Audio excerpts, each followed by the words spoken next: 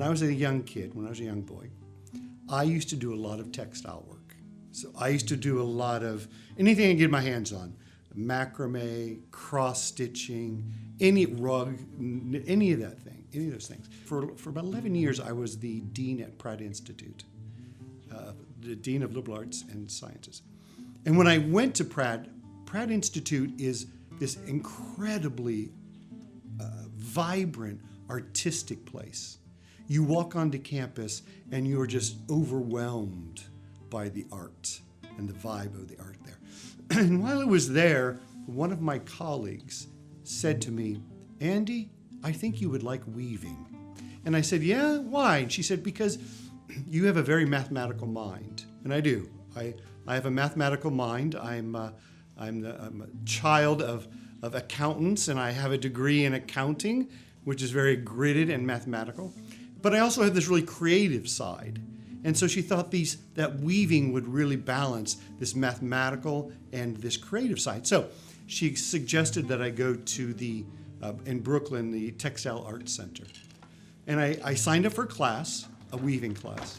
And it was only on a weekend. It was all-day Saturday and all-day Sunday. And I went there, and I learned to weave. And the moment I started learning to weave and I sat at a loom, I thought, I'm home. And this is the really interesting part. Years later, I learned through some genealogical work I was doing for a book that I actually am the descendant of, get this, Scottish weavers. So it's in my DNA to do weaving, and to this day I do it continually, every chance I get, and it's my Zen practice.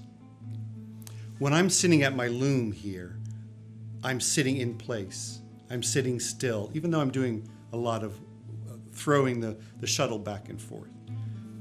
What it allows me to do, when you're weaving, you have to concentrate on what you're doing, right? To make sure that you're not skipping, you're not making any errors. But it also, once you get into the groove of it, it allows your mind to wander. It allows your mind to go off, but it also forces you to always come back to the present. So for me, that's the Zen thing. It allows me to wander, but it also always pulls me back. And the other Zen quality that I've learned from weaving is this.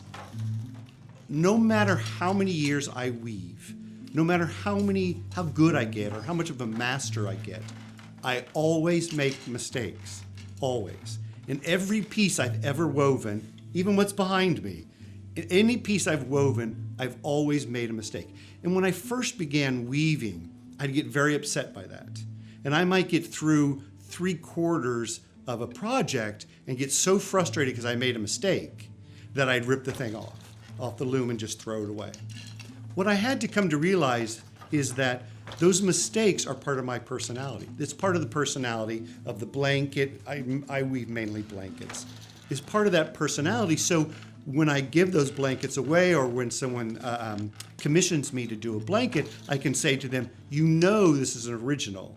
You know this is handmade because there's a flaw in it." Every time this is my notebook.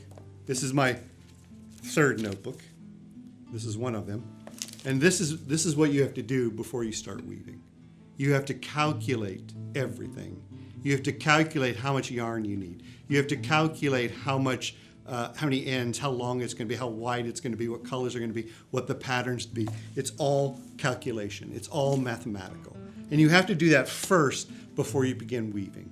About 60% of weaving is setting up the loom. Only about 40% or less is actual weaving that you see people doing. So a lot of it is planning. It's a lot of planning ahead of time and before you can actually execute. This is called a warping board. And this is the next project. These threads are the next project that I'm working on. And what you do, after all that math I had to do, now I know how many yards I need.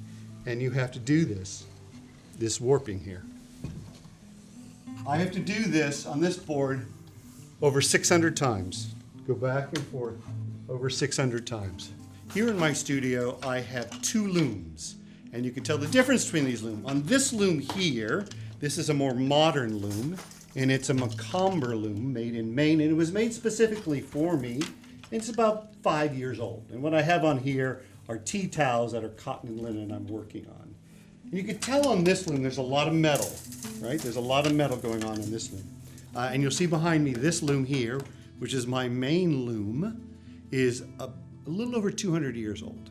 It's an old loom from Maine, and it's what we call a barn loom, which means that they were too big for most houses, so they lived in barns. This here is called the warp beam. And you can see this beam is very thick and it's solid wood. And this carries what is called the warp. And the warp are the threads that run north-south, if you will. And you can see the pattern here that I'm working on now. This is, by the way, the Picad tartan that I'm working on. If we go forward here, we have what's called the harnesses. And each harness has something called a heddle, these little things. And the yarn goes through the heddles. This is harness 4, 3, 2, 1. This determines the pattern that I'm going to use. Okay, now we're at the front of the loom where I sit on this bench. And let's look at some of the pieces here on the front of the loom. First of all, we have this here, which is called the reed, if you can see it. Right now it's metal, and the new ones are metal. But back in the day, they were actually made of reeds. And they separate the yarns so that they come in nice and neat. This is called the batten, or the beater sometimes. And when you throw yarn, and we'll do that in a minute, you do that to beat the yarn together. This part here is called the breast beam. And this here is the cloth beam. This is where the finished cloth is being wound, and you can see that I have a few yards on there already. And this is how we weave. We have a boat here, we have a yarn in the bobbin here, and we throw that through the shed. And I gotta pull the yarn. And we beat.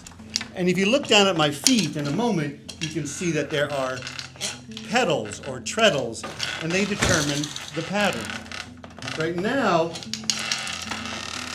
this blanket is in a twill pattern, or what we call a tutu twill.